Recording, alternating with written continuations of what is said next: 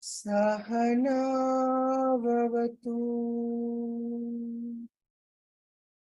Sahano bhunaktu Sahaviryam karavava Tejasvinavadhitamastu Ma vidvishavahai Om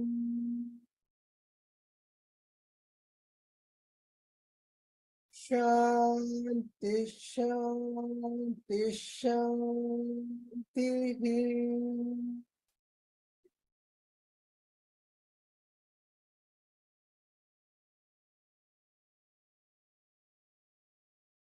Please stay with your eyes closed,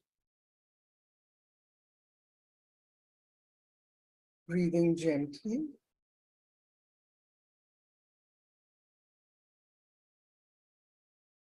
As you are breathing in and out, relax your feet, your toes, your calves. Relax your knees and your thighs, your hips,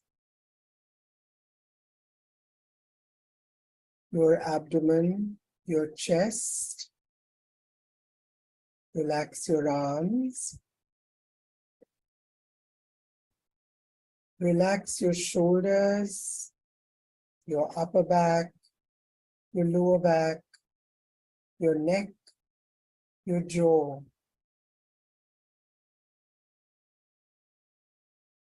In this space of relaxation, take 7 breaths, gently, slowly, breathing in and out, completely conscious, completely with your body, in gentleness.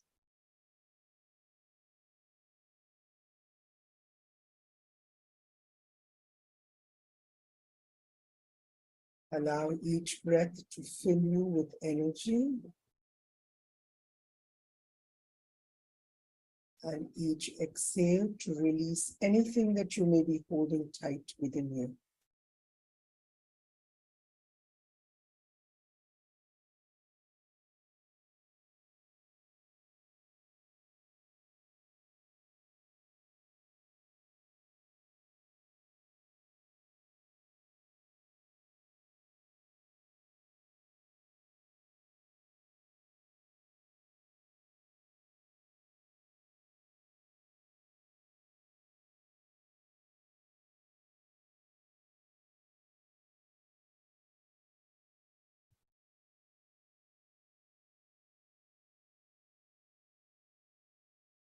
Leka.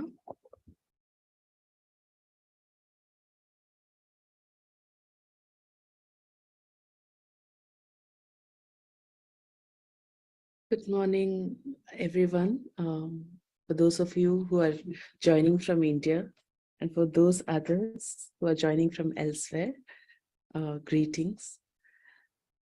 It's lovely to have all of you back in this space. So we'll quickly start with an summary or recap of what happened last week before we proceed with today's session. It would be awesome if you guys could just turn your videos on so that I may see some of you. Otherwise, it feels like, I'm speaking to black boxes and a little bit disconcerting. Thank you.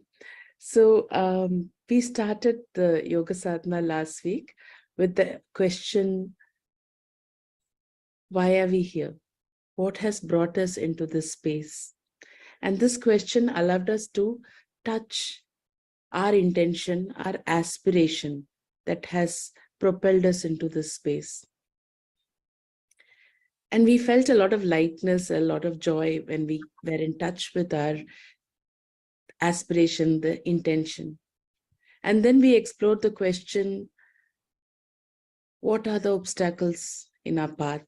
What is it that is preventing me from living this reality that I want to? And when we held that question, some of us at least felt a little bit of tightness. We felt discomfort, a sense of unease. And we were in touch with that. And one of the things that we discovered during our conversation and our sharing was that many times when we face obstacles, we try to look for solutions outside of us, only to realize that these are temporary fixes.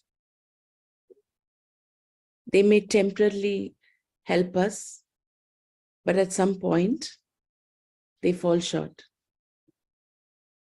And yoga is that possibility of finding a more deeper solution within us. And that brought us to the question, are we ready? Are we truly ready to look inward for possible solutions? And that is where the Yoga Sutra starts as well. It says, Atha Yoga Anushasana. It invites us to come to the present moment, to meet ourselves where we are now, wherever we are now. That is the invitation of yoga. And then it says, yoga is an anushasana. It can only be understood through practice. It is not an intellectual study.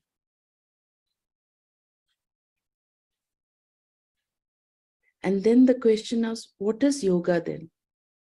Is yoga asana? Is yoga pranayama? Yes, it is. It is asana, it is pranayama, but it is also a lot more than that. There are many other aspects of yoga.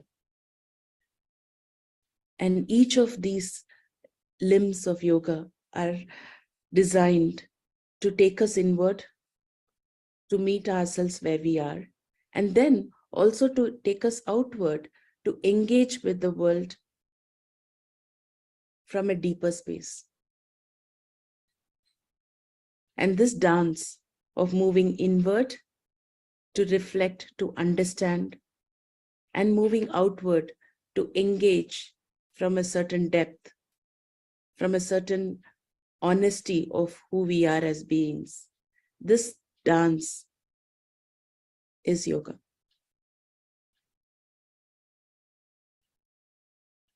So then the question is, what is the practice then? The practice, we realized, is as we explore yoga, as we explore every aspect of yoga, what we are really exploring is ourselves. Yoga then becomes a mirror to see ourselves more clearly. And why is this important? When we understand ourselves, we suffer less. When we understand ourselves, we also cause less suffering to those around us. And that is the promise of yoga. And that promise starts with atha, being fully, completely present where we are, bringing our breath, mind, body together, and to experience whatever it is that is happening within and around us completely. So that is, sorry, that is the invitation that we have for you. We will start with a short practice, and the invitation is, can we bring all of ourselves to this practice? Can we anchor our breath and our body? And can we bring the complete attention of our mind to our breath and our body as we go through this very simple practice? And can we listen to our body without any judgment, without any criticism, just to observe, as if we are a curious child and we are looking at this world for the first time? So can we bring that sense of curiosity, that sense of lightness and joy into our practice? So I'll give you a little moment to pull out your mats if you would like to, and we'll start the practice.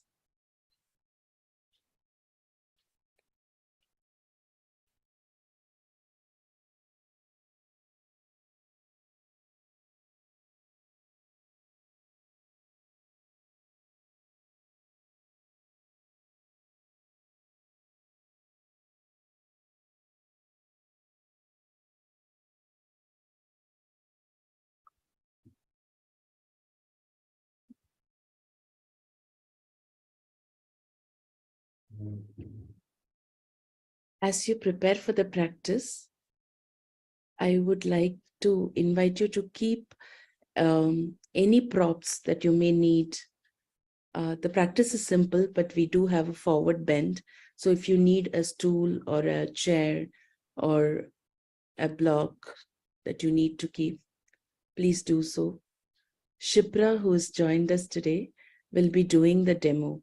So I would like to ask you to see the demo once before you repeat at your own pace.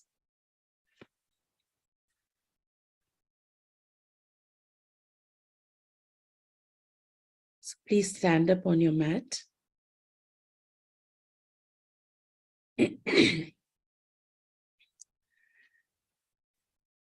Close your eyes.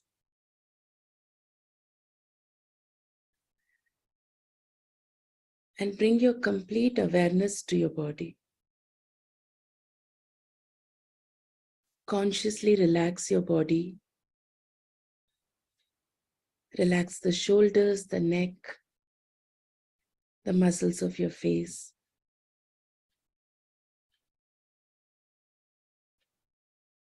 See if your spine is erect.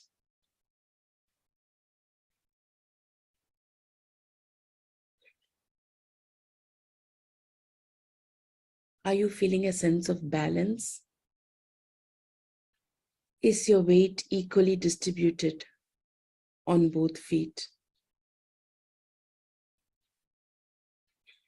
So take a moment to tune completely inward.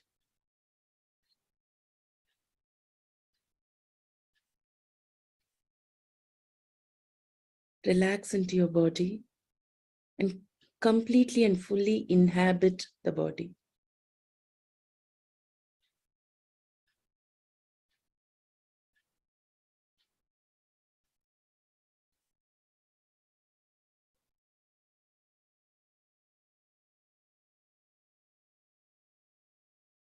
Now bring your attention to your breath and just watch the natural breath.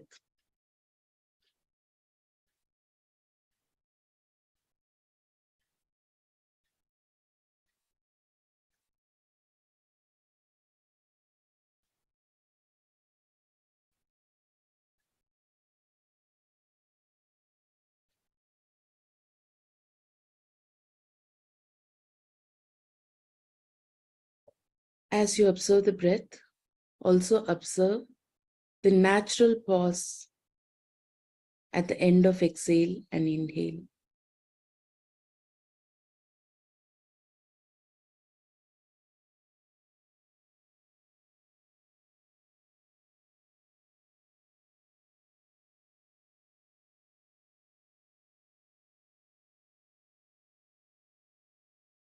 Place one palm on your chest, one palm on the abdomen just below the navel. Feel the movement of the body as you breathe.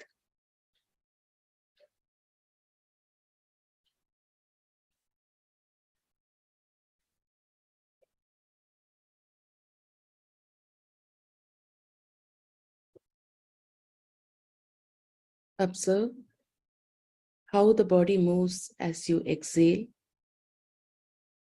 and how the body moves as you inhale.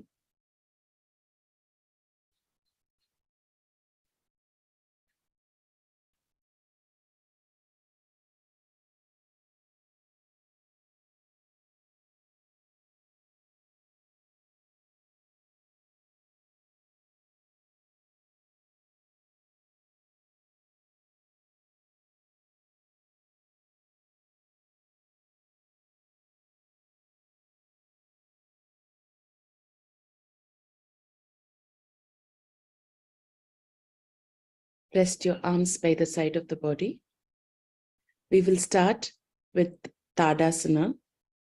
Please watch Shipra as she does a demo, and then you can repeat 4 times at your own pace. So the arms are by the side of the body. As you inhale, raise the arms from the side, interlock your fingers, and turn the palm upwards. Pause for 2 seconds. And as you exhale, lower the arms from the side. At the end of exhale, pause for 2 seconds. Simple movement. Please repeat 4 times at your own pace.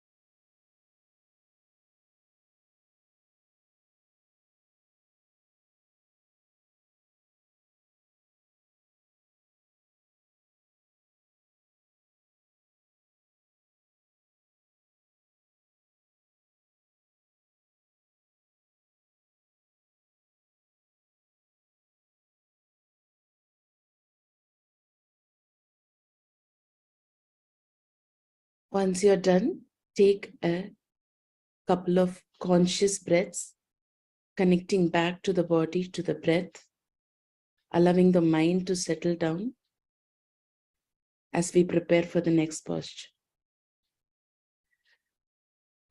The next posture that we are going to do is a twist. Again, Shipra will do a demo.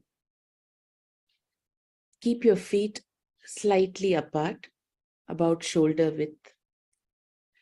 As you inhale, raise your arms to the shoulder level. And as you exhale, twist from the waist. Gaze on the palm that is turned behind.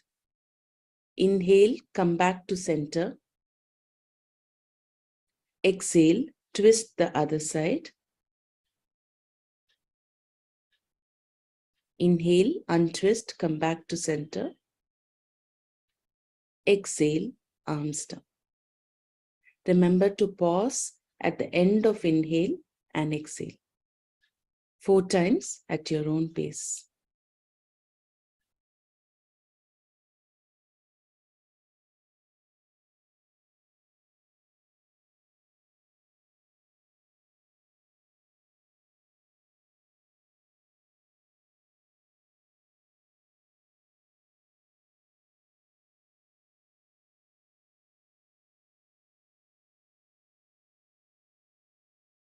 Remember to keep your muscles relaxed as you do the posture and enjoy the posture.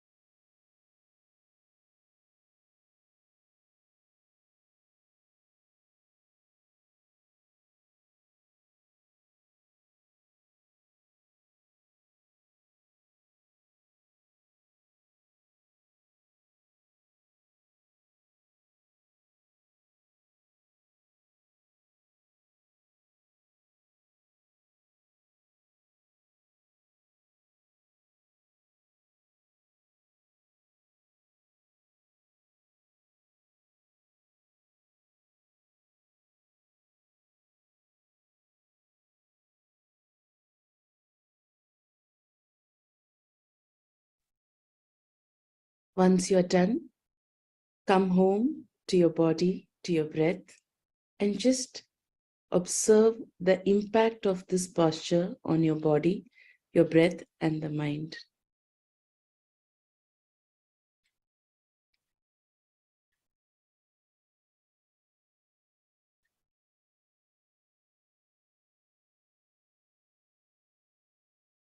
The next posture that we are going to do is a lateral twist. You did this last week. Shipra will demonstrate. Arms by the side of the body, feet shoulder wide apart. As you inhale, raise your arms to shoulder. As you exhale, twist laterally, allowing one palm to slide over the thigh, and take the other hand parallel to the floor and gaze up to the palm. Inhale, back to center.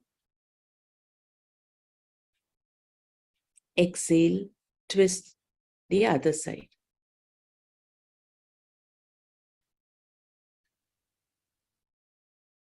Inhale, back to center. Exhale, arms down. Please repeat 4 times at your own pace.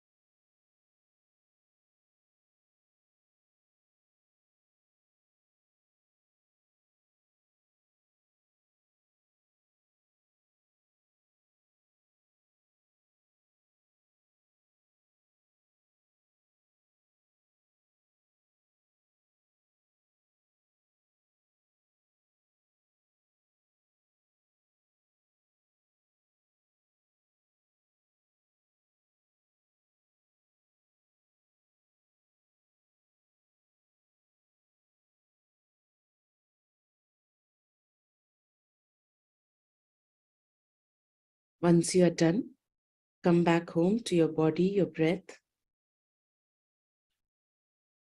aware of the impact of this posture on your body, on your breath and mind. Take a few conscious breaths.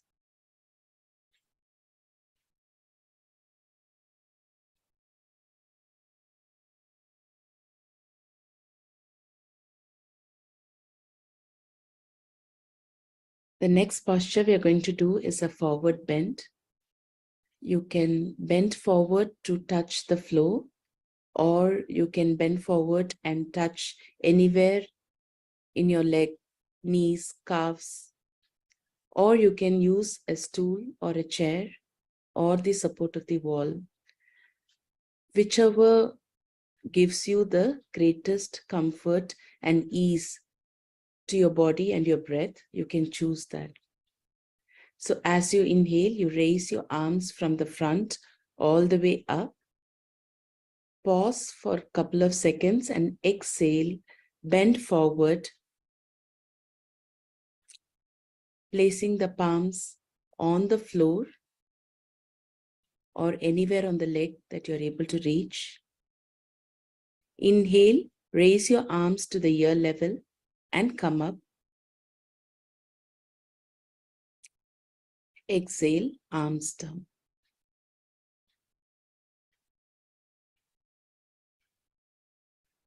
Four times at your own pace.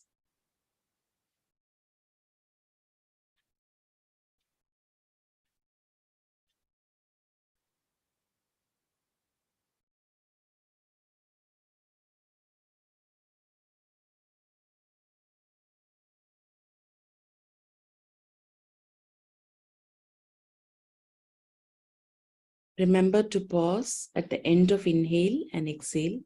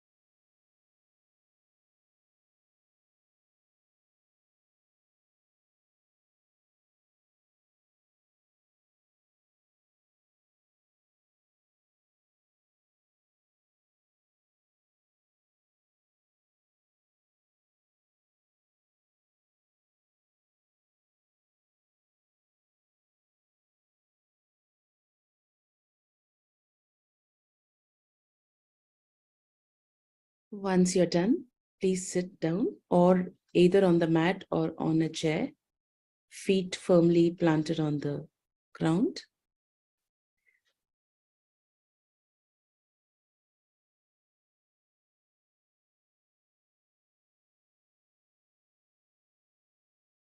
Place one palm on the chest, the other palm on the abdomen, just below the navel.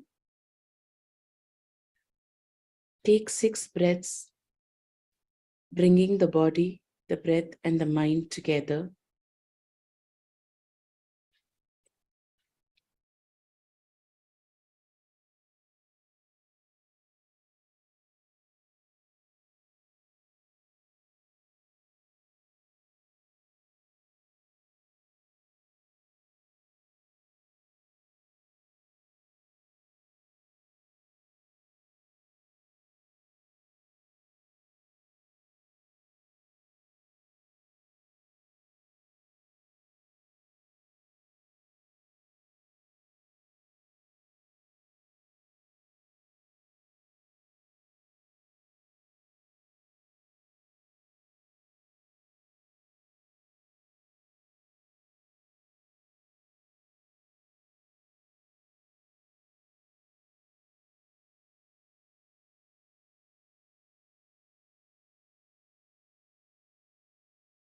Once you're done 6 breaths, gently open your eyes.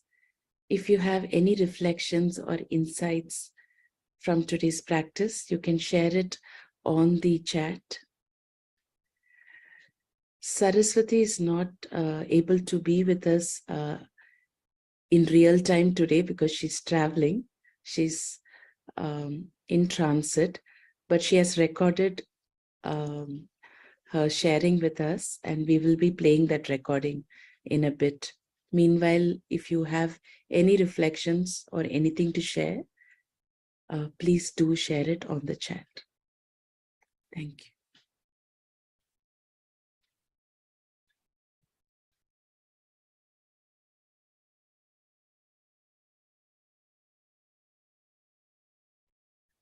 So today we are going to look at a few important things, being the week 2. A very important part of the yoga sadhana practice. How do we inculcate a daily practice and how do we deepen it? This is really the beginning of the journey of yoga, and a lot of people struggle with this idea of practice. Most people in the world, they talk about some 300 million people practice yoga, and I'm sure most of us in the beginning years and maybe for a very long time struggle with having a regular daily practice. One is to develop that habit of making time and space and actually doing a practice.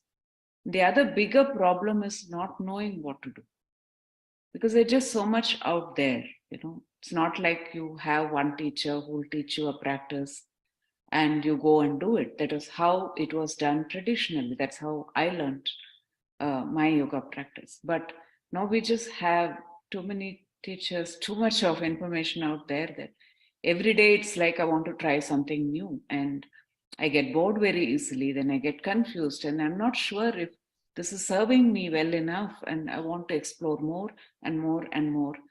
And I get so lost exploring, shopping in yoga, that I don't really get to a practice and staying with it. Now, I'm not indicating that you should just take one practice and do it for your life, but you have to begin somewhere and begin with what is possible, something very simple, and then progress with it. So what really helps with this is the practice of mindfulness. So we really integrate mindfulness into our yoga sadhana practice. I'm deeply inspired by the teachings of Thich Nhat Hanh, who brings mindfulness into every aspect of our daily life. So the way Thich Nhat Hanh defines mindfulness, he says it's the energy of being aware, awake to the present moment. And it is a continuous practice of touching life deeply. So let's not look at mindfulness practice as another technique, okay? Another thing to do. Because a lot of times people get very bogged down and pressurized by the idea of mindfulness. I have to do something. Actually, there is nothing to do. It is simply to be fully, deeply present in this moment.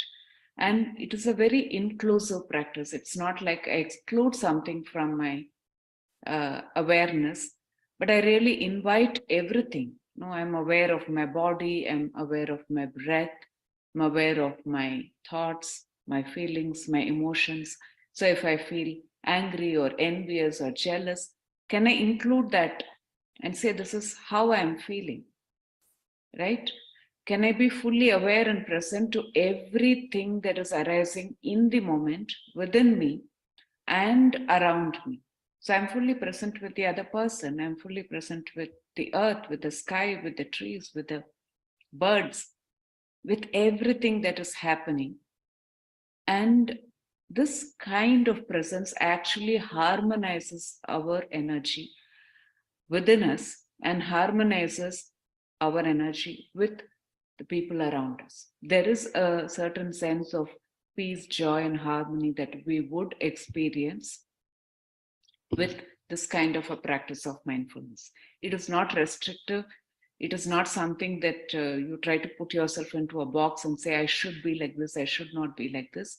It is simply inviting every moment as it arises and being in a flow with it. Yeah. Now, I want to compare this to this idea of stress, right? Today, even very small children are stressed out. I don't know, maybe even our pets at home are stressed out. Really, what is happening? There's something that we are perceiving in our reality. We are seeing reality in a particular way, our own projection. We're making meaning out of it. And that meaning making process is putting us into a state of wanting to fight with it.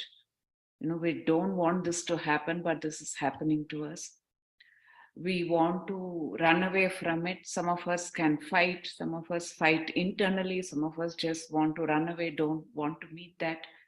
And some of us simply go into a mode where we block it, what we call the freeze response. Now, this is happening in our life day to day in so many different ways.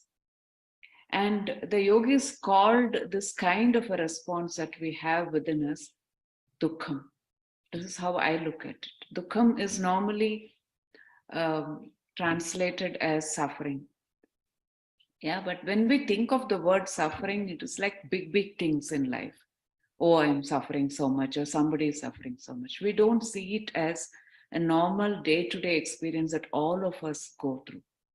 So what does mindfulness do? It shines the light of awareness on everything that is arising in this moment.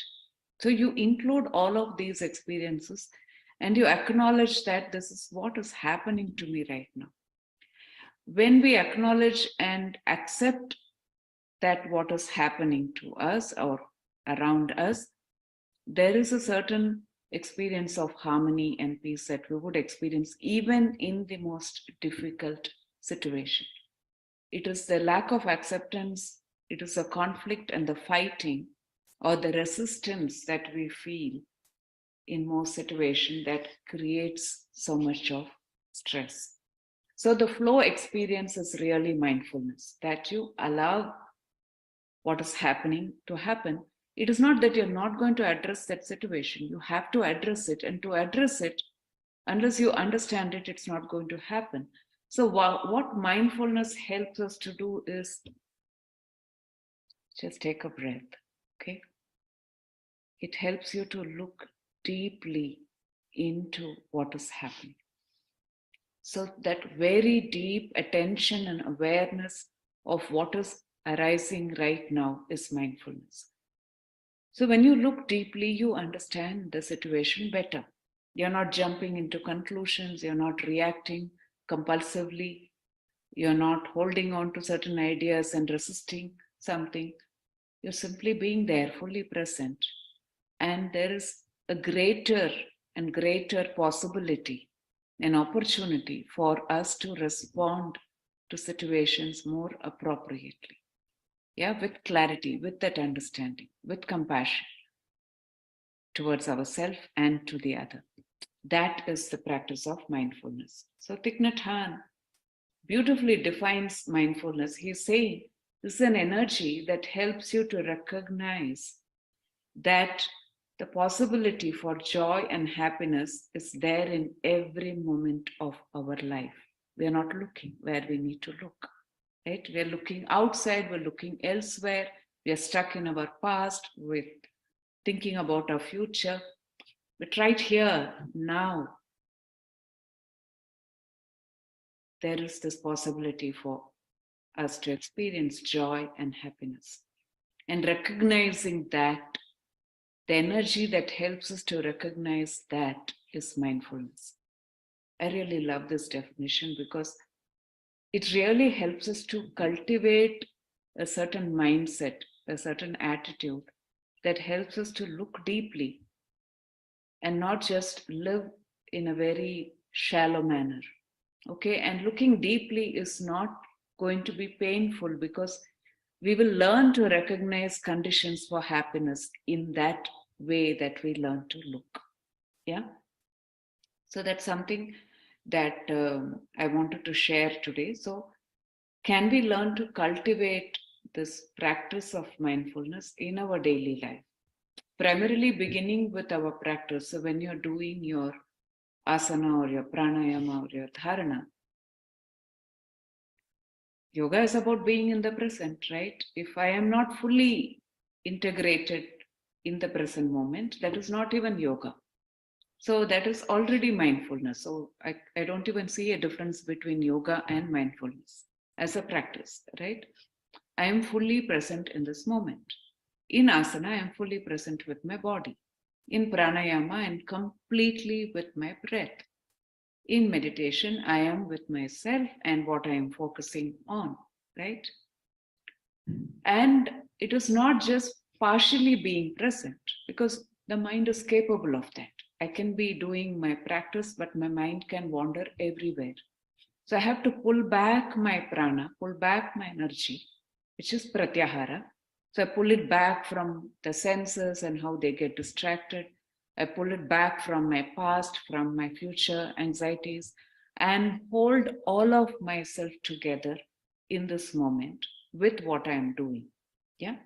So you start with your practice of mindfulness in your asana, in your pranayama. Then we can actually also bring it into our listening, speaking, right?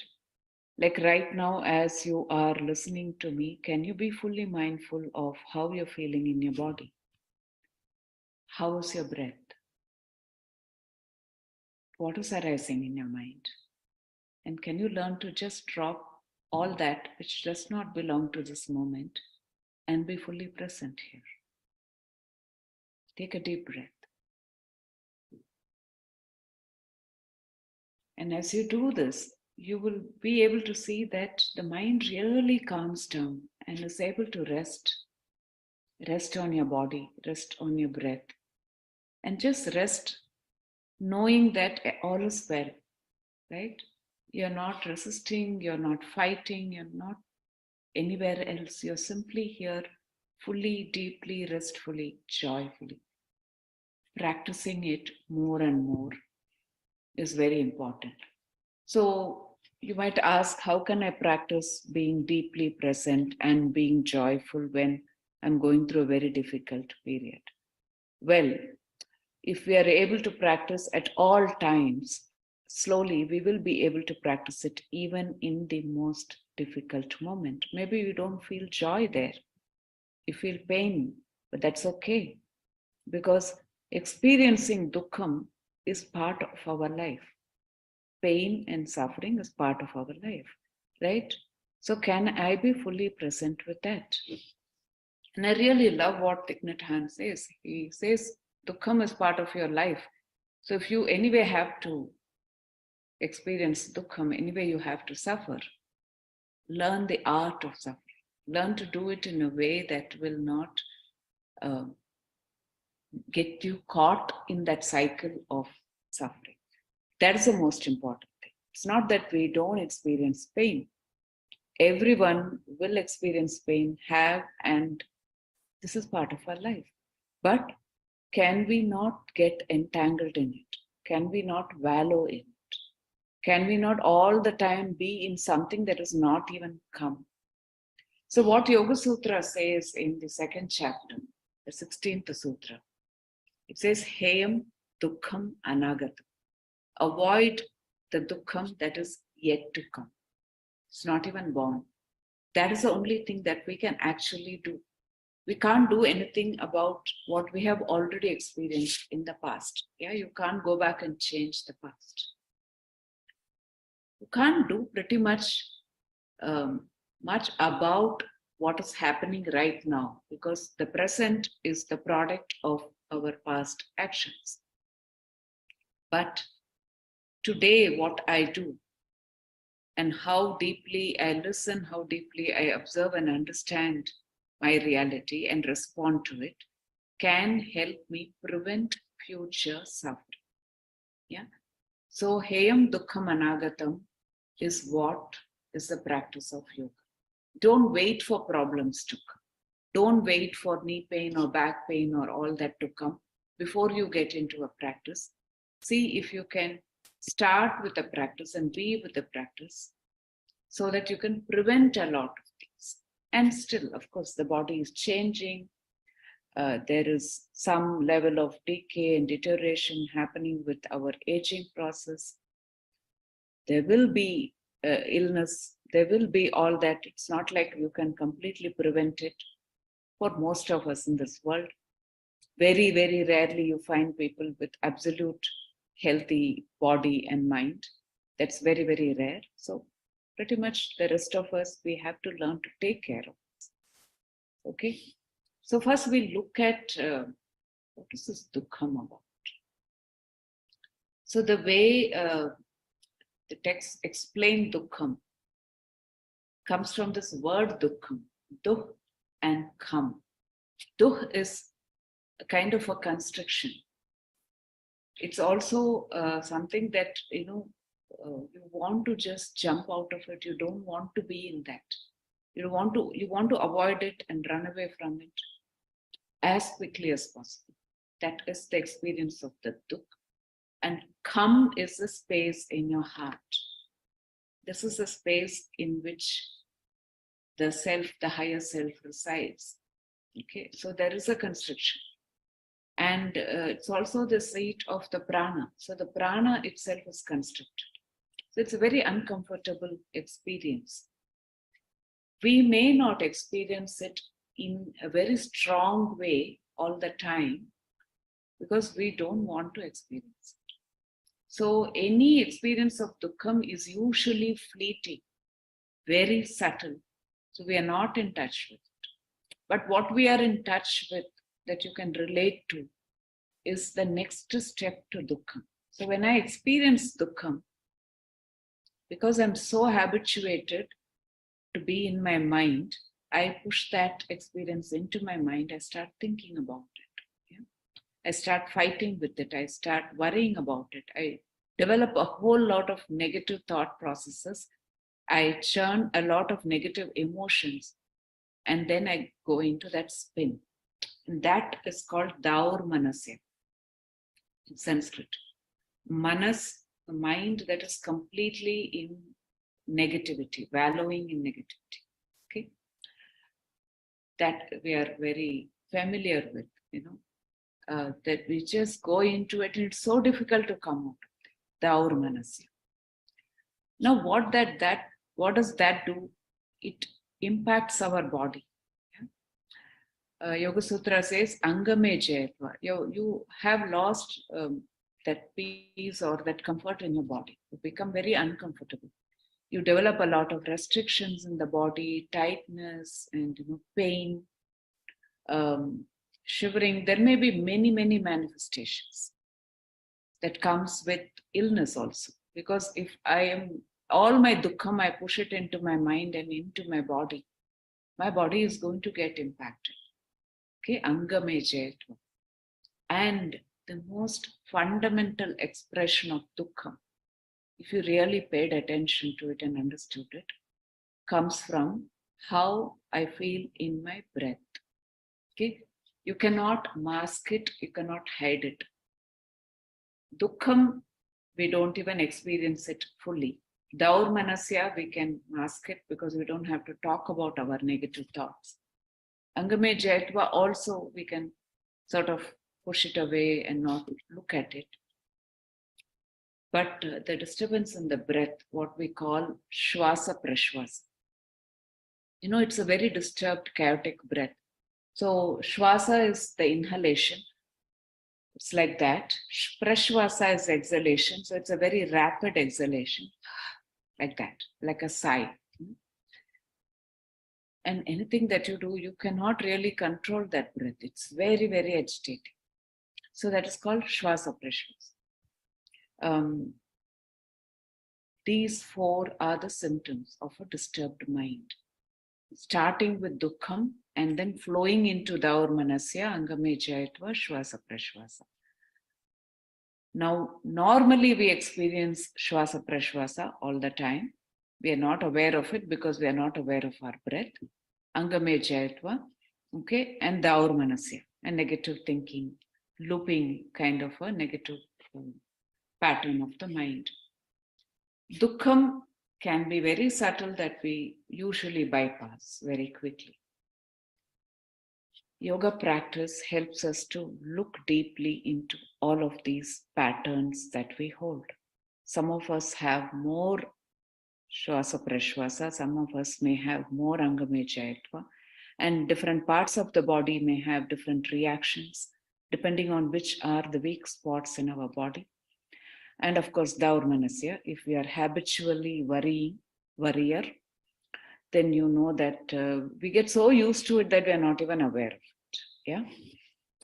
So unless we look deeply, we are not even aware of what is happening within us. And our practice helps us to look deeply into these patterns, these habits. And yoga and many of the other texts talk about this nature of dukkham. There are three causes for dukkham, according to our text. Sankhya philosophy begins with this inquiry on dukkham. The first word in Sankhya is dukkham. Yeah, we normally would want to start a text with something very auspicious. Yeah, like Yoga Sutra says, atha. Atha is a very auspicious beginning. Whereas Sankhya says dukkhatraya abhigataha. Dukkhatrayam, there are three forms of dukkham. One is adhyatmika dukkham, what we generate from within ourselves. Okay, there is something inside us that is creating dukkha. So normally when we are looking at the problems of our life, we are not aware that there is something inside us that is making us suffer so much. That study or inquiry is what Sankhya and Yoga gives us through the study of the text and through exploration and experiencing and understanding it. Adhyatmika dukkha. Okay. Now, Adhyatmika is important to recognize because I can do something about it. Okay. If the cause for my suffering comes from within me, and if I understand it, then I can come out of it. I know how to deal with it. So it is empowering, right? The second form of dukkha is called Adi Bhautika dukkha, caused by external factors, elements of nature, people, what happens around us can cause dukkha. Now, very often you can't do much about it. You can create conditions to protect yourself, like wearing a mask or doing things that will protect you from any problems impacting you from outside. But it is always temporary. Okay, it's not like we can permanently get rid of these problems. In one form or the other, they will keep coming. Yeah, people around us. How many people will you shut yourself off with saying that, oh, they are causing me pain, they are causing me pain? At some point, you have to recognize that you can't do much about this, right? Adi Bhautika Dukkha. The third is called Adi Daivika Dukkha, divine intervention. Okay, you don't even know the cause. You can't attribute a cause to it. So we can only say, I don't know why this has happened.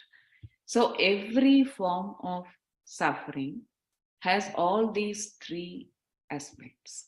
There is an adhyatmika component where you say, maybe it is the way I look at the situation. Maybe it's the way I am responding to that situation. Maybe it's the way I'm making meaning out of that situation. Maybe I don't know enough to come to a conclusion. So let me inquire more. Let me understand more. Adhyatmika. When I go into the Adhyatmika space, then I have some power to change the situation because I can change myself. I can work with myself.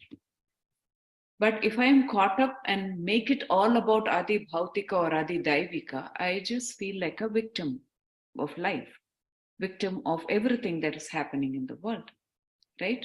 I feel disempowered, I feel hopeless. So, what Yoga and Sankhya are saying is, if you learn to resolve your Adi Daivika and Adi Bhautika Dukkham into the Adhyatmika, and you really learn to take care of yourself, then to a large extent, you can avoid the dukkham that is yet to come. Heyam dukkham anagata. It's a very beautiful idea. It's a very deep philosophy. Okay. Now, already talking about dukkham could have caused a lot of dukkham to many of us. We start thinking about all our experiences from the past and say, oh, why did I come here to think about dukkham? I wanted to be here because I want to be relaxed. I want to be happy. I want to feel peaceful. I want to be in harmony. And why are you even bringing up this topic of dukkha? I have had these questions. Some of my students ask in the class, why are you so obsessed with dukkha? I am not obsessed with dukkha, right? This is what Patanjali is saying. This is what Kapila is saying in Sankhya. This is what the Buddha talked about. That we have to recognize that it is part of our life, right? We have to understand it. We have to learn the art of dealing with it. And then we can learn to avoid experiencing it in our future. And we can also help others to deal with their dukkham better. If I don't know how to deal with my dukkham, how can I help anybody else? I can't help my family. I can't help my children. I can't help my friends, my students, right? The larger world. I can't do anything. So come back to the Adhyatmika Dukkham. So the first form of Dukkham that impacts all of us is to do with our own physical body. Yeah, because this body is what we are born with and we have to be with it till we die, right? I can't borrow somebody else's body because it's looking more beautiful and they appear more healthier and happier or whatever. I have to be with this body. So I might as well learn to take care of it. And our dukkham with the body is very, very strong. It creates a lot of fear and anxiety and all that because we are deeply entrenched in it. We are deeply identified with it. Our first identification, the ego, has to do with our body. How we feel, how we look, how we are seen, how we want to be seen, how we don't want to be seen, the color of our skin, whether I'm tall or short, fat or thin, all of this. There are so many ways in which we do body shaming. We are so frustrated, so angry, so judgmental. And in many ways, we punish our body. What is this body? Do we even really pay attention? Do we even listen to it? Do we even know how intelligent it is? Did we create the body? Did the human mind invent the body? No. It is a creation of a higher intelligence, the highest intelligence. And that intelligence is embedded in every atom of this body. It knows to take care of itself. The problem is we don't let the body take care of itself. When there is a problem, we try to interfere with it. We do everything, and most of the things we do with our anxiety is wrong actions. And that can actually come in the way of the body healing itself. Right? The mind comes in the way of the healing of the body. So, the yogis gave us asana practice. Okay. Asana is not about stretching, it is not about an exercise, it is not something like a fitness regimen. I'm not belittling any of that. I think all that is important. But asana is yogasana. It is yoga in action. Yoga that you practice with your body, which means I am fully, deeply present in my body. I am with my body. And why do I need to be fully present in my body? With a very quiet mind to listen. If the mind is already chattering, okay, and if I'm all the time thinking of all the information I've gathered and everything that everybody is talking about, and I'm projecting all of that onto my body, then I'm not even listening to my body, right?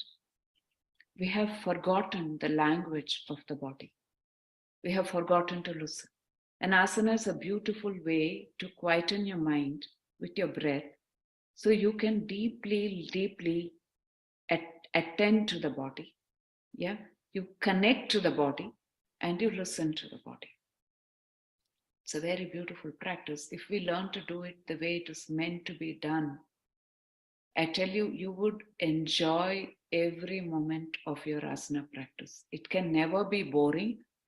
It can never be difficult. It can never be, too simple. It will just absorb you because you can really experience the body and what it has to offer you, and you can experience it with great joy and gratitude. Yeah, so deeply being present in the body is asana. The root of the word asana means asa bhuvi. Bhuvi means to be in your body, to inhabit your body, to be fully present in your body. Fully present meaning all channels of the mind engaged with the body. And that we do by really deeply engaging with the breath. You are with the breath continuously, right? Then you learn to pause. When you pause after your inhalation, It gives you a moment of quiet. You can reinforce your intention that this time is with my body, it is not with anything else. You can pull your mind back if it has wandered away. Then you exhale. You exhale deeply and completely. You relax your body. You let go of all the toxins, because they say 75 to 80% of metabolic waste is removed through breathing. And when you breathe with movement, you're actually you're actually going into deep pockets of our body and releasing the energy that is trapped by stretching the muscles, stretching the joints, and really going deeply into the cells and flushing the toxins out and removing them with the breath, bringing all those into the center of the body for the digestive fire to burn it, and you eliminate it through all possible means, but primarily through the breath. So you use the breath as like a vacuum cleaner, you flush out the impurities from the system. And you can do this every day. One of our teachers actually gave a beautiful analogy for asana practice. We all are aware of master health checkup, right? So we all go and do all these tests to find out what's happening in the body.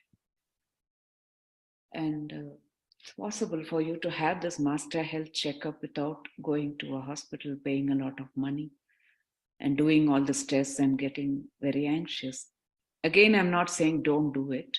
I'm saying there is a way that you do it with yourself every day in your practice. So every day when I do my asana practice, I'm doing a master health checkup of my body.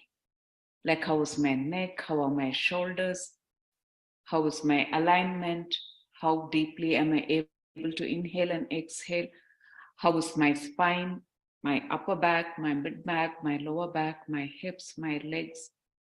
I can go deeper to look at whether I am able to digest my food well, what is impacting my sleep, right? How do I maintain my hormonal balance? I will be able to take care of all of that, because every day you're checking. Every aspect of your asana practice is to help you to see where the problem is and to address it effectively, intelligently. So it's like a master health check. Okay. So, and you see, every asana is holistic. It's called Sarva Anga Sadhana. Every part of your body is exercised through asana. It's not just doing one thing for one part of the body. And Sarva Anga Sadhana means every part of your being, not just your body. Your physiological processes are addressed, your vitality, your prana, and the circulation of the prana, and enabling it to function better. Yeah, your mind, and clearing out the residues of what we gather through the mind and the senses, and clearing them out of the system through asana practice. The deeper aspect of getting in touch with awareness and the intelligence of the body and let it function, right? All of this is addressed through asana practice. So really make it a sarva anga sadhana. Every aspect of the body is taken care of. You don't have to do a whole lot of asanas for that. Don't do 20 asanas every day. Don't do too much of the same thing. Just choose 3 or 4 asanas that you have to do every day and be with it for a while. Maybe spend 5 minutes in some asanas and work with your breath so that it can deeply, deeply cleanse you and help you to get very deeply connected to the body. Listen to the body, understand it, and take care of it. So when you do practice like that, asana and working with the breath, pranayama, you will change the way you are eating. The choice of the food will change. Your body will begin to reject what is not good for you and only accept what is good for you. Your senses will begin to say, okay, this is not good for me. I know I like it, it's very tasty, but maybe I can take a little of it. I don't have to completely deprive myself and go into another extreme of deprivation and indulgence, but I can just take a small quantity, so it will not harm me. But I will gravitate towards what is healthy. Okay, you try this. On a particular day, you have not done your practice, see what you're eating, what your choices are. On a day when you do a good asana pranayama practice, you observe what your mind and your senses are naturally gravitating towards. When your mind becomes calm, when you're not stressed out, when you're not too depressed or angry or bored, or too mindless, when all that is not there, when your mind is peaceful and calm, you will make the right choice of food.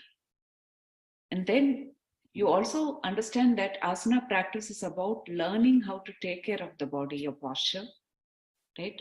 As we age, we don't have to go like this. We can still be straight, right?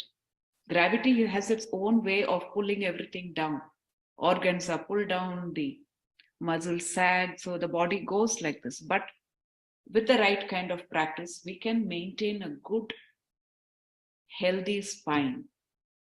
So maintaining the integrity of the spine, which is our central column, ensures that every organ around it, above and below it, every joint, every muscle group is well taken care of. So you're moving towards better and better state of health. Our daily aches and pains can come down. We don't get bothered by them so much. Even if there is a problem, you can take care of it. Yeah, you're not too anxious about it. And one very fundamental idea is the more you pay attention to your asana practice, to your body, you understand your body better and better. You not only learn to take care of it, you are not also getting obsessed with it. Okay, so the right practice means you don't get more and more obsessed and anxious about your body. You know that it is changing all the time. Some changes we can mediate, yeah, we can retard some negative changes happening to the body, but by and large, the body is aging. Yeah, changes will happen. There are many factors around us, outside of us, and within us that will bring about these changes. So you learn to accept, and you don't get too attached to this body, and you learn to go beyond the body. Yeah? And you really also learn to respect the other.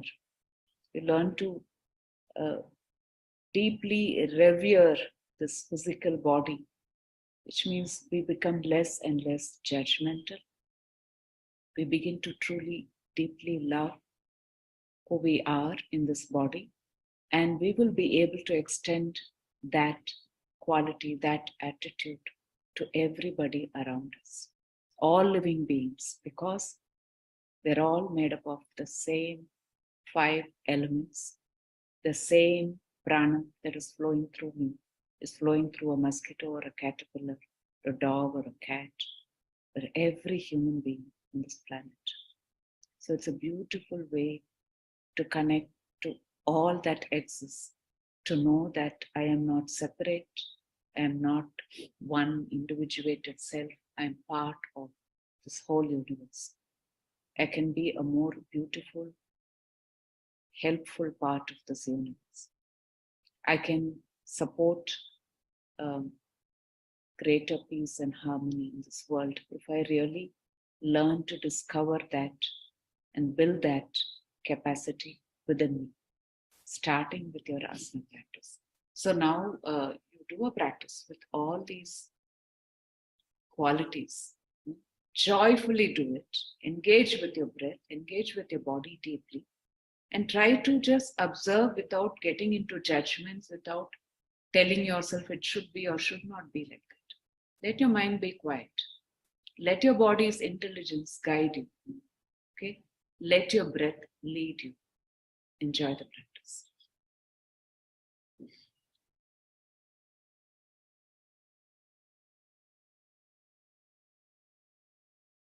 Before we begin this second practice that we're going to do today, I invite you all to take a pen and paper and write down, after you think for a minute, Why do you really want to practice? If that answer occurs to you very quickly, ask yourself, where is that answer coming from? And if that answer occurs to you quickly, ask yourself, where is that answer coming from? So please take a minute or two. Engage within, with your body, with your breath and your mind, and ask yourself, why really do I want to practice? And please write down your answer in your book.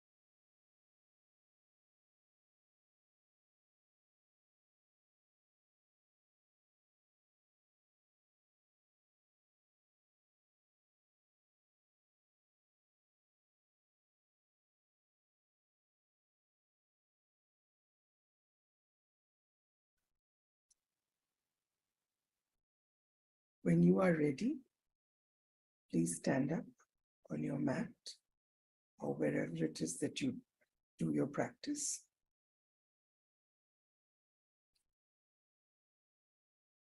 As before, Shupra will be spotlighted, so you can watch her if you need to.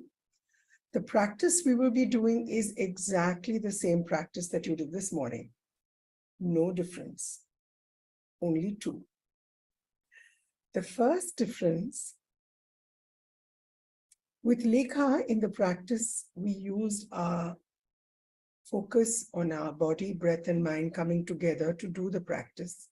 And we also looked at a pause. Lekha gave us a 2-second pause between inhale and exhale. In the same practice that we are going to do, repeat each asana twice and stay for a breath in each asana twice. So each one of us will do the asana 4 times, twice dynamically and twice with a stay. The second thing we're going to do, we're going to introduce the aspect of desha or focus. In each asana, we will focus on one space in our body while we are doing the practice. I will talk you through the first time, and please do the second time yourself, and then twice stay for a breath in the posture. Please stand with your legs comfortably, arms by your side. Please check that your body is relaxed, that your feet are firmly on the ground and your weight is distributed. Your shoulders, neck, and face are relaxed. The focus for this asana, Tadasana, will be your toes. As you inhale, raise your arms from the sides up, interlocking your fingers and turning your palms up. Pause. Remember to keeping your focus on your toes. Exhale and bring your arms down by your sides again. Please repeat this one more time. Inhale, raising your arms from the sides, interlocking your fingers and turning your palms up. Focus on your toes. Exhale, releasing your fingers, bring your arms down. The next 2 times, you would stay for a breath in the final posture.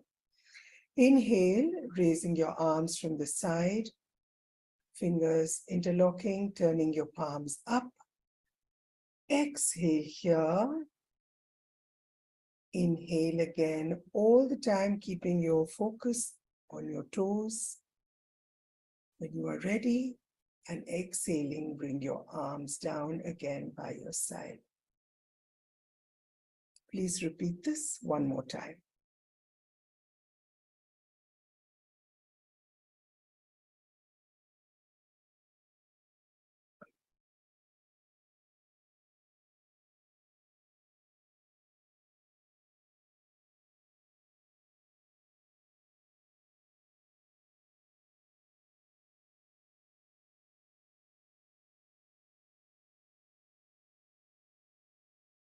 The next asana that you will do is the lateral twist. Here again, you will do it twice dynamically, and twice you will stay for a breath in the final posture. Your focus this time will be on the palm that is outstretched behind your back. As you inhale, lift your arm, take one step, keep your feet hip distance apart. Thank you. As you inhale, raise your arms to shoulder level.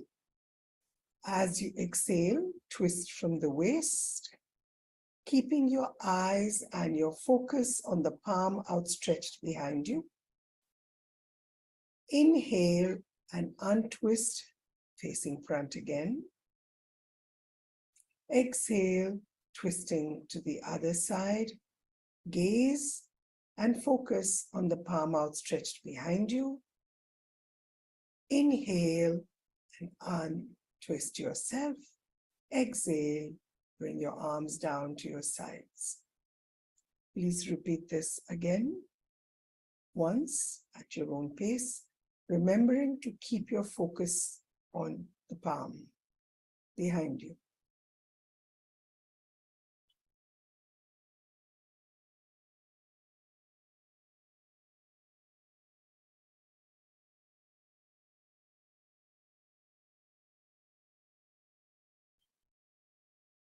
For these next 2 times, you will stay for a breath in the final posture. As you inhale, raise your arms from the side. As you exhale, twist from the waist, keeping your focus on the palm and your gaze. Inhale over here. And exhale. As you inhale again, untwist yourself. Exhale, twist to the other side. Inhale and exhale here. As you inhale, untwist yourself. Bring your arms down to your sides. Please repeat this once more at your own pace.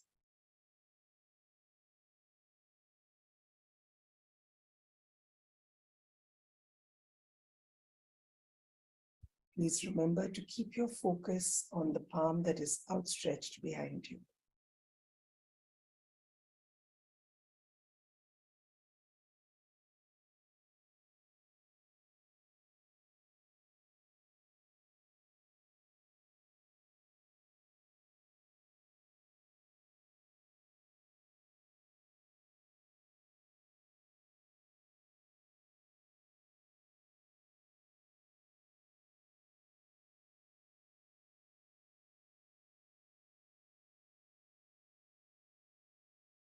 For the next asana, which is the lateral bend,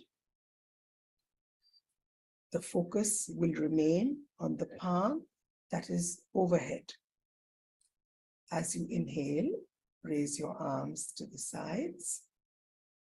As you exhale, bring one arm down by your side, lifting the other arm over your head, turning your gaze so that your eyes are on the palm. Inhale and exhale.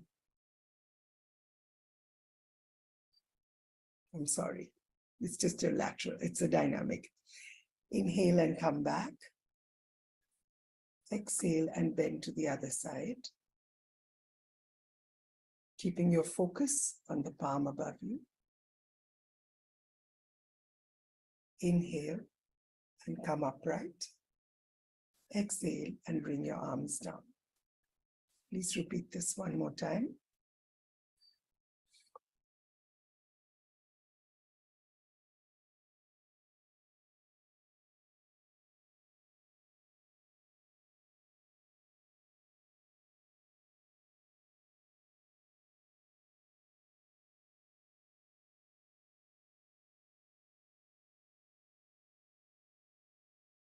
Please remember to keep your focus on the palm outstretched above you.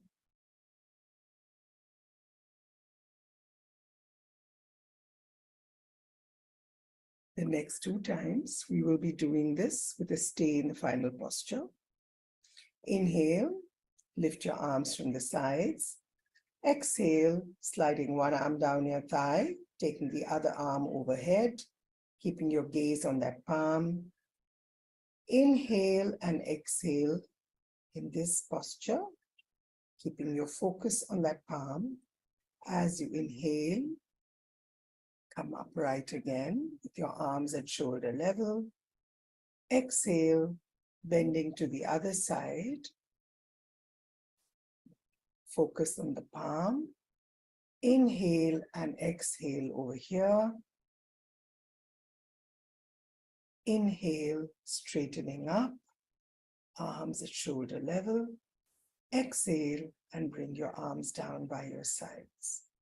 Please repeat this one more time.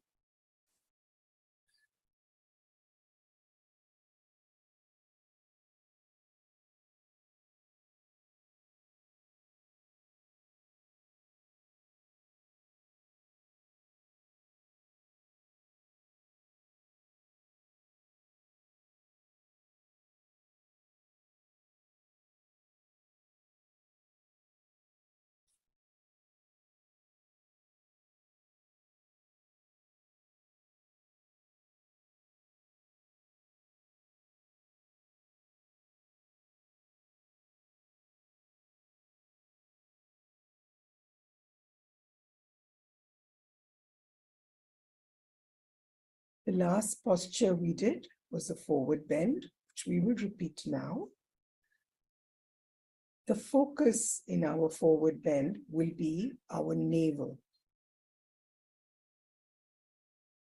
Please feel free, and if you are comfortable, to touch the floor or your ankles or your calves, your knees, a table, a chair, whatever allows you to be in the asana completely with joy. As you inhale, lift your arms from the front so that your palms are straight up. As you exhale, bend forward and rest your palms where you are comfortable, keeping your focus on your navel. As you inhale, bring your arms to ear level and then rise up until you're straight up again. Exhale and bring your arms down. Please repeat this one more time.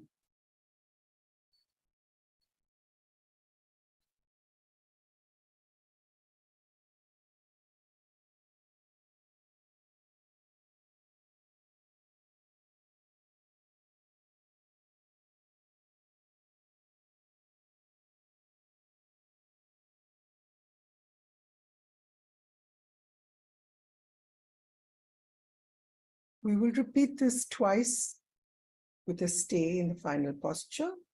Please remember to focus on your navel through this practice. Inhale, raise your arms from the front until your arms are by your ears. Exhale and bend forward, sweeping down, placing your arms at the right place for your body. Inhale here and exhale, keeping your focus on your navel. When you're ready, inhale, bringing your arms to your ears and then straightening up all the way. Exhale and bring your arms down by your sides. Please repeat this one more time.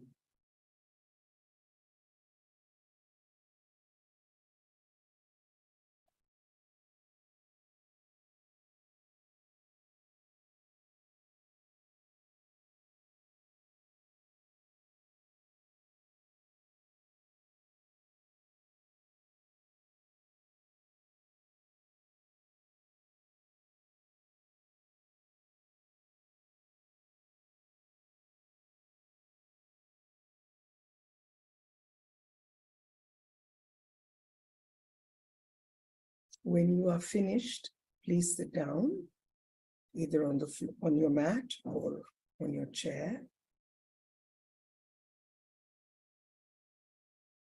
Thank you, Shipra. Please close your eyes and please breathe. Just breathe. Just inhale and exhale. And listen to what your body is saying, to what your breath is saying to you.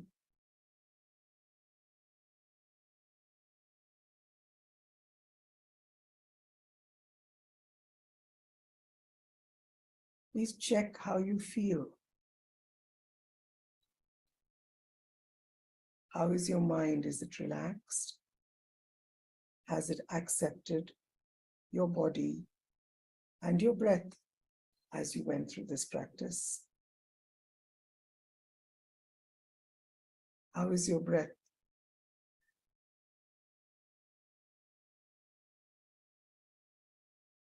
Did you breathe adequately to be able to do your practice and each asana with a sense of comfort and joy? And how is your body? Did you make it do enough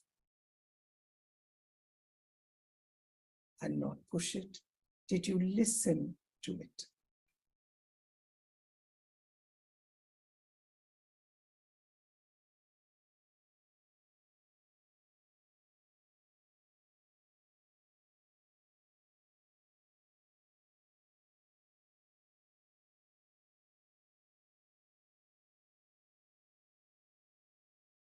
When you are ready, please take your journal and please write down your thoughts on how this practice was for you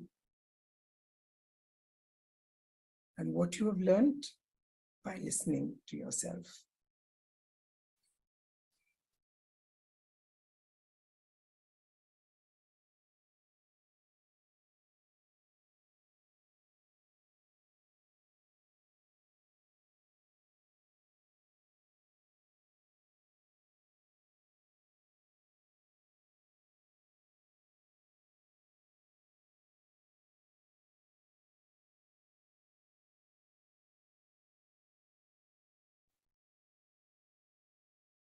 Before we open this for any questions or reflections, Lekha will share some homework with you for the coming week.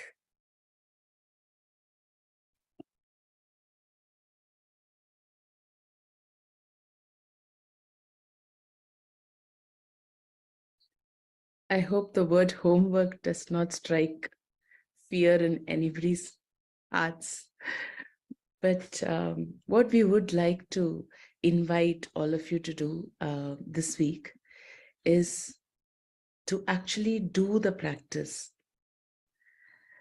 Either the practice that your teacher has given if you're working one-on-one with a teacher, or the practice that we did in the session today, if you don't have a personal practice. The invitation is to do this practice with attention to the body and to the breath, to really experience every inhale, every exhale, to experience the pause between the inhale and the exhale, and to do all of this with a sense of joy, a sense of lightness, to truly listen to our bodies, our breath, and hold no judgment. The first principle of yoga is ahimsa. So, to actually hold a certain sense of respect and gratitude towards the body as we do the asana practice. So, the invitation is to do the practice every day consistently, holding this particular bhavana or intention.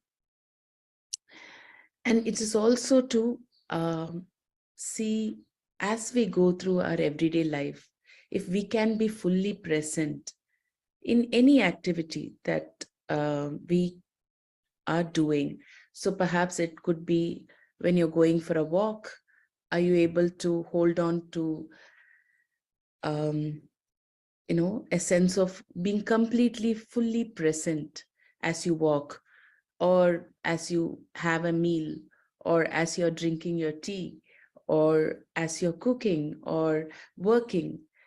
Are you able to bring this energy of mindfulness, of being fully and completely present to the reality at that moment into everyday activities that we do? So this is our invitation, and this is a very beautiful image that Saras drew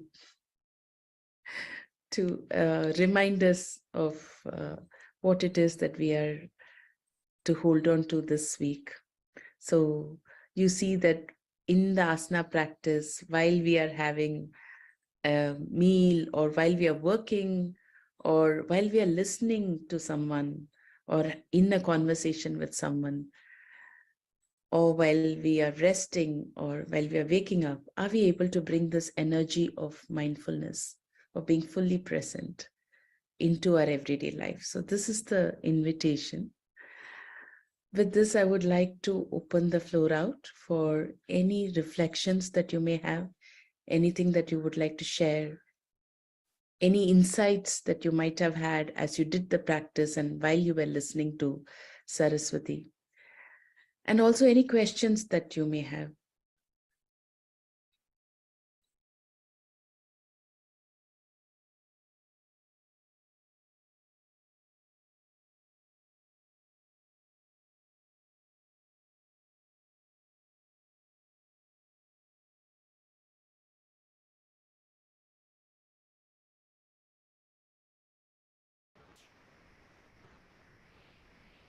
Hello everyone, I'm Nisha. Since nobody went, I was waiting if someone wants to go. I thought I'll go first. Yes, Nisha. Firstly, yeah. Oh, you're Saraswati, you're also there. Hi, yeah. Firstly, so much of gratitude to all three of you. Um, my yoga teacher shared the link for this program, and just the fact that I saw it was offered free, I never expected it to be so much. And actually, I'm getting emotional at how wonderful this practice is. I mean, this program is that you're offering. The first day was the first session, which I couldn't attend live. I went through the recording. I'd actually sent an email that um, I wasn't able to see I didn't get I was not able to access the recording. And so I went through it offline, and it was, I don't know why I'm getting so emotional, but it really touched me. So I'm very grateful to all three of you for this program. Okay, I didn't expect to be so emotional. Sorry about this. Okay, so my question was, okay, I'd also like to give you a little bit of background. So I've been practicing for about 7 years with a Hatha Yoga teacher, and I can totally connect with how you talked about you can experience what is yoga only with practice, because I started yoga not with too much thought. I was going to the gym and jogging on the tarred roads, and I started having some kind of knee pain. So I wanted a little lighter practice, and that's how I got into started looking for a teacher, and I got into it. And just with consistent practice, the changes I saw with my health, with my diet, and Saraswati, what you mentioned about how your body will know what food to choose and what not to choose, I've experienced all that. So that's why I'm here and why I want to learn and get deeper into yoga. Uh, One question that immediately struck me today when Gauri opened the floor for questions is I've been told by some of my friends that um, I can't multitask. And I wondered, is it because I can be so focused on one thing at a time? So is it a good thing or a bad thing? Because some people tell me that, when you're doing this and if I'm into something and there's a conversation happening close by, I wouldn't have focused on that. So I've sometimes wondered, is that the downside or is it a good thing? So that's my question. What do you think? I think it's a good thing. That's it. Yeah, but I get laughed at for this, and I can't possibly explain to them this what I'm feeling, and it's happened over time. So yeah, it's difficult to explain. So I just thought I'll ask if Yeah, sometimes it is okay to be seen as not adequate, right? Because the reference markers are different for different people. So if this is helping you, then that's what you need to do. This is your nature. I think the most important thing is it's not about whether something is good or bad or right or wrong, but really what is in your nature is what you need to follow. Right? If you try to do something which is not part of your nature, then that causes a lot of stress. So if you are not by nature a multitasker and you try to do it because you have to fit into somebody's definition of how efficient you are or whatever, that's going to cause a lot of stress, right? Or somebody who can only do different things, they focus on many things at the same time. They try to do one thing at a time. It's going to be like a punishment for them. So just to give you an example, I was once in a group. I was part of a course that a friend was running. And I found that when somebody was talking, other people were typing parallelly and they were chatting. And actually, it disturbed me. When we run courses, we tell people you have a question, write it down. Don't put it on the chat because it can actually disturb the flow. So people are apparently not listening to the speaker. They're having their own parallel conversations on the side. Then I pointed it out to my friend who was actually facilitating the program. He said, no, we are all like that. That's what we do all the time. So I realized, yeah, some people function like that, but that's not working for me. So I told him that's not working for me. I dropped out of the program because I just felt it was something that was not helping anyone. Nobody was listening to each other. And who's talking? Who's listening? Right? But that's how they function. They're happy doing it that way. I don't need to be part of it. And it's a choice I make. It's not any judgment about them. They are very happy doing that. Maybe they're very good at that. But I'm not good at that. I can only do one thing at a time, even though we do many things at a time. I think we are most efficient when we do one thing at a time, if it's in our nature. So then follow that. That's what I would say. So you have to respect your swabhava, your inherent nature. It's not about being like somebody else. So thank you, Nisha. Thank you, ma'am. Hi, Max. Nice to see you. Namaste.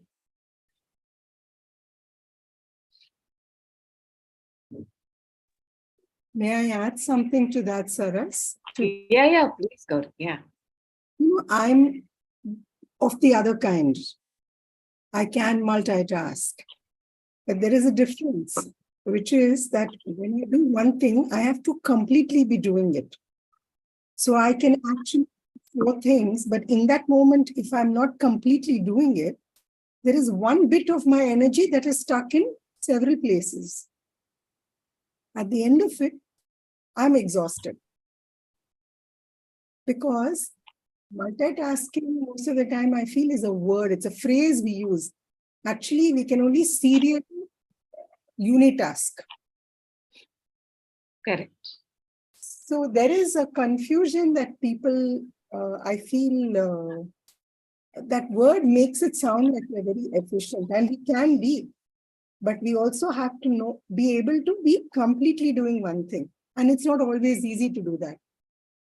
There will be some leftover that comes from a previous task or something we anticipate they're going to be doing.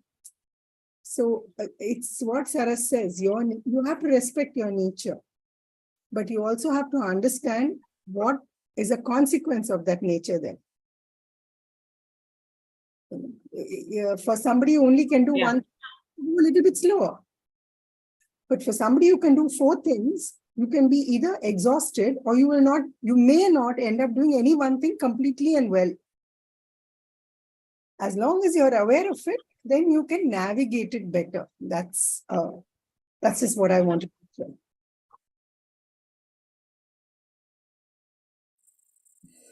Something as well? It's Claudia? Yes, Claudia. Mm.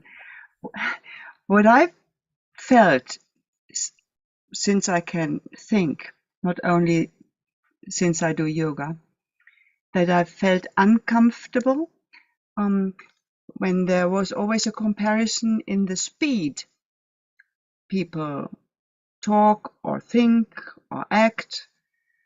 It's just before this word multitasking came up, but the speed in doing things or reacting. And I feel very natural acting with a higher speed than, for example, my brother and sister. And I remember the discomfort I had to see this difference, and I couldn't explain. And it just, since I do yoga, I feel relieved because I know it's part of my nature, this vata thing. I got an extra portion somewhere. So I just have to realize others are different mixtures and they're not better or slower, or I'm not better because I'm quicker. And to stop myself sometimes to get exhausted, Gobri, to try to pull the others with the same speed that I feel comfortable for me. So the speedy thing I wanted to bring in. Thank you. Thank you, Claudia. I think that brings the perspective from Ayurveda as well. You know, if you're a kapha, the nature of kapha is slowness. And pitta can be medium, vata is fast, but vata often does not complete something. We move from one thing to the other. Pitta can complete and can be fast also, very efficient. But if we are going to compare a person based on their constitution, then that's not fair. You know, each have their own beauty and strength and challenges. That's where the doctor used to say, when you choose a partner, you would always choose somebody of the opposite constitution, so that you balance out each other. Okay, otherwise 2 pittas can be all the time fighting. It will be fire all over, right? Friend, you might choose somebody with a similar constitution because you say same, I'm like you. So like that. Interesting.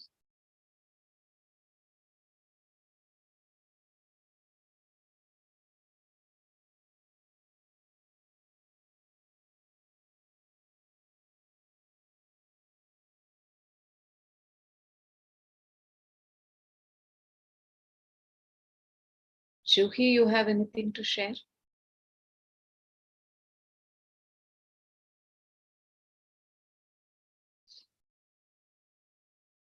You're on mute. I said, Saras, what you said something was very interesting about choosing a partner. If you choose 2 completely different, there could be more conflict as well. Yeah, I mean, it does cause some amount of conflict, but then over a period of time, you begin to see, like, a vata is very creative and joyful and generous, but the vata sometimes needs a kapha or a pitta to hold them in a certain, bring some balance. To vatas, it will be very difficult to run a household, maybe. So I think in some way we balance each other out if we have some of the opposite qualities that can hold. That's why they say opposites attract.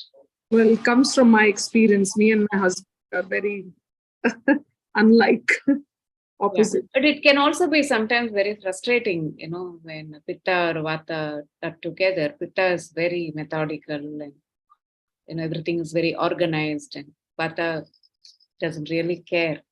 So we say sometimes the wind will fan the fire. Also, sorry, coming back to the multitasking, there's also something that I've learned in the corporate training, which is dovetailing.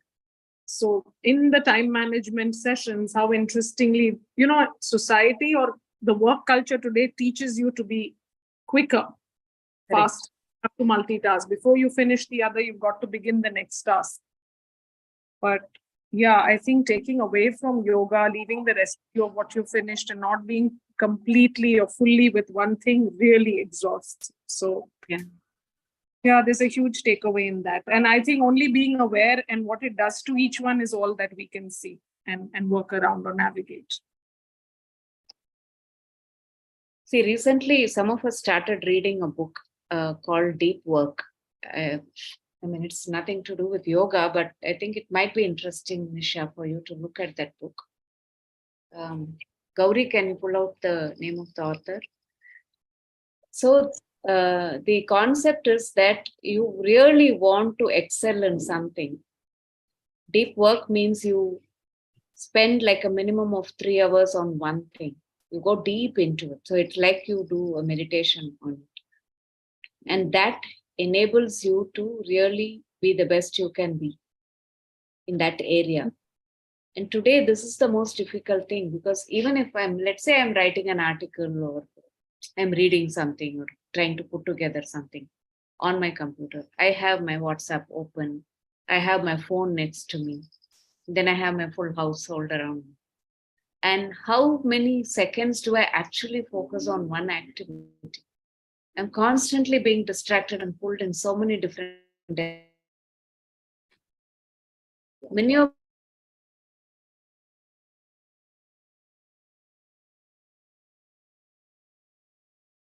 doing one thing, they're doing many things.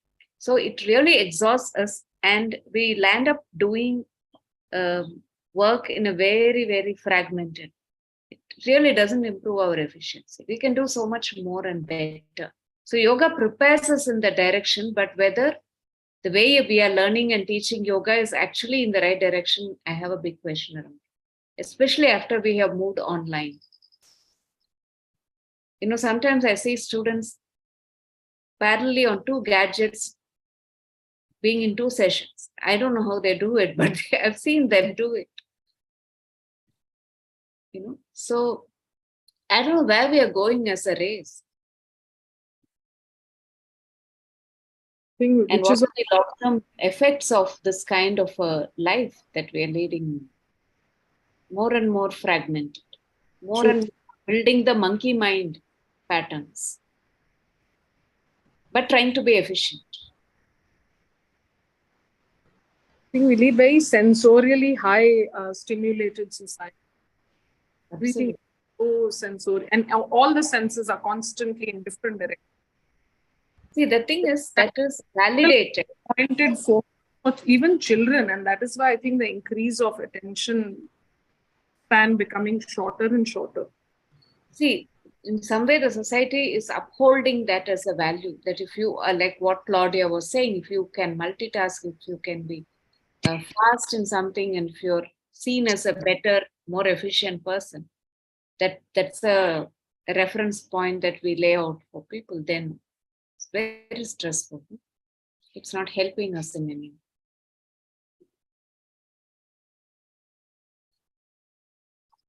But it's regarded as normality. Yeah. So even in classes I used to have the last years, they felt uneasy when they should stick just with one paper. They wanted to crawl around, do teamwork just at once. No, you stick on your own with your duty. They felt uncomfortable. Yeah. What we don't realize, Juhi, that there is a conditioning happening with social media and all that. But the pull is not by the objects outside of us. It is something within us that creates that compulsion. That is what yoga asks us to look at. If the rajas is too much, my compulsions are from within moving outward. If my rajas is not so much, whatever be the distractions outward, I wouldn't be pulled. Then we go to the other extreme of tamas, where we are so dull, like I'm feeling right now with my jet lag, that anything cannot pull you. Wow, I didn't look at it like that, Saras. So Yeah, it is yeah. We that's take responsibility. Yeah. outside world also, right? It is the external world. Absolutely. Absolutely. We are conditioned by that, but we have to know it's something inside of us that has like a magnet that's attracting. That's something to look into. Yeah. Raga, dvesha, abhinivesha, smita, right? But it is attracting you, right? Yeah. Yeah. So actually, based on what Juhi mentioned about corporate life and how it expects us to multitask, uh, there's this little change I did with how I deal with emails, especially because generally I've noticed everybody is focusing on reducing, like bringing down the number of unread emails. That becomes higher priority. Everyone gets anxious when number of emails increases too much, and I noticed doing keeping that as priority, then you're just switching between so many tasks. You can't focus on one, you can't complete one, and you become very inefficient with completing that work, and it exhausts you. So I slowly moved my focus from not concentrating on what my inbox number is of 100 mails, but of actually completing the work. So what happens is now my inbox is always with a higher number of emails, but I told myself I should not stress myself out just with that number. I should concentrate on finishing those tasks, even if I have to forget about my email inbox for say 2-3 hours. But instead, in that time, I focus on completing my big tasks, and that has really helped me. But people around me, when they see my inbox and the number of mails, are always shocked about how can I have so many emails and still be calm about it. But it's actually helped me in the long run. This is something I did in the last, say, about 6 months or so. Yeah. So if you are feeling better and it is helping you, then maybe that's what is working. There's always the fear that maybe there's some mail which I've missed, and suddenly I'll get. But it's Yeah. Everything has a price to pay. Let's be very clear about it. Okay, everything will have a price to pay. Everything will have a payoff. We will have to understand if the price goes too much, then we have to figure out another strategy to deal with it.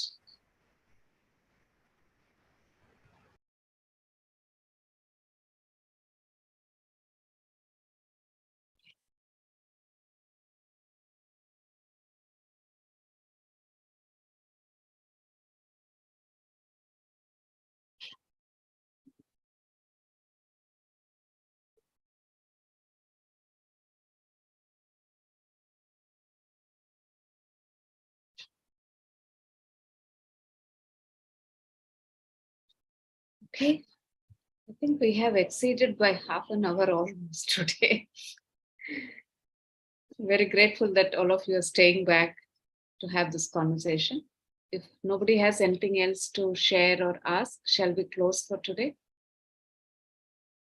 Yeah. Thank you. Bye, everyone. Thank you so much. Bye.